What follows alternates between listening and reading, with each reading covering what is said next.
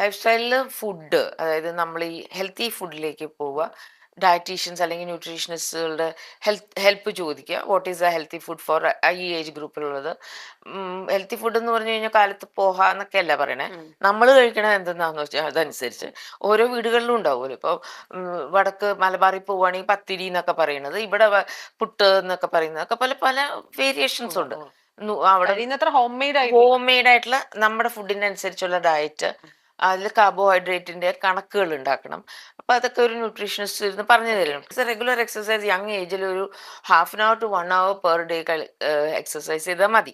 Exercise can include സ്കൂളുകളിൽ ഓടി ഓടി ഓടി കളിക്കുന്നതായിക്കോട്ടെ, നിങ്ങൾ 4 നിലയുള്ള സ്കൂൾ കെട്ടിടം പടപടപടന്ന് കയറി ഇറങ്ങണതായിക്കോട്ടെ, നിങ്ങൾ ഏതെങ്കിലും സ്പോർട്സിൽ ഇൻവോൾവ് ആയിക്കോട്ടെ, നിങ്ങൾ എന്തിലും ആയിക്കോട്ടെ. ഇപ്പൊ if you are an active person, വീട്ടിൽ വന്നു കഴിഞ്ഞാൽ ഇപ്പൊ വലിയ പറമ്പൊക്കെ ഉള്ള വീട്ടിലാണെങ്കിൽ മരം കയറുന്നതായിക്കോട്ടെ, എല്ലാം അതിൽ ഇരിക്കുക.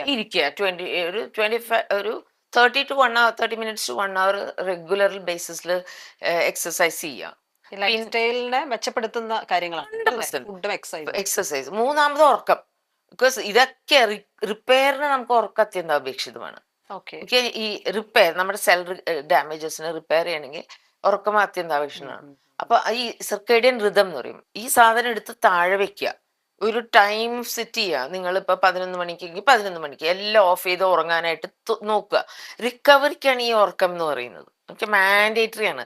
റെസ്റ്റ് എന്ന് പറഞ്ഞു കഴിഞ്ഞാൽ മാൻഡേറ്ററി ആയിട്ട് നമ്മൾ റിക്കവറിക്ക് വേണ്ടിയിട്ട് അതിനകത്ത് തന്നെ ക്വാളിറ്റി സ്ലീപ്പ് വേണം. എല്ലാം നോൺ റാപ്പിഡ് NREM സ്ലീപ്പ് ഒന്നും പോരാ, ലൈറ്റ് സ്ലീപ്പായിട്ട് പോരാ. You have to have a deep sleep തന്നെ വേണം.